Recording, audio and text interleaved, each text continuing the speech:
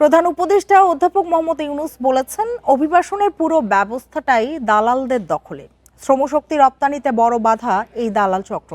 তাদের হাত থেকে প্রবাসীদের রক্ষা করতে হবে। আরএফএল গিজার মানে চটজলদি পানি গরম, বিদ্যুৎ বিল 20% কম। আরএফএল গিজার, উষ্ণ পানির পরশ। সকালে ওসমানী স্মৃতি মিলনায়তনে আন্তর্জাতিক অভিবাসী ও জাতীয় প্রবাসী দিবসের অনুষ্ঠানে তিনি বলেন, ভুয়া কাগজপত্র তৈরির জন্য বাংলাদেশ বদনাম কুড়িয়েছে। এসব ভুয়া কাজ দালাল চক্রই করে। এর ফলে দেশের অভিবাসন ব্যবস্থা এখন সংকটে পড়েছে। মালয়েশিয়া ও জাপানের অভিজ্ঞতা তুলে ধরে অধ্যাপক ইউনূস বলেন, অভিবাসন ব্যবস্থাকে দালাল, প্রতারক চক্র ও সিন্ডিকেট মুক্ত করতে হবে।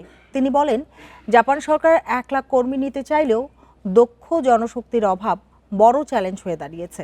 এই সংকট কাটাতে পারলে কাজের অভাব হবে না। যে সারা দুনিয়া এখন বাংলাদেশের হাতে। যদি আমরা আমাদের এই রাস্তাগুলো সাফ করে ফেলতে পারি, দালালের খপ্পর থেকে আমরা বাঁচতে পারি, আমাদের নিয়ম শৃঙ্খলা আসতে পারে, জালিয়াতিত্বকে বাঁচতে পারি, এটাকে ঠেকানোর কোনো উপায় নাই।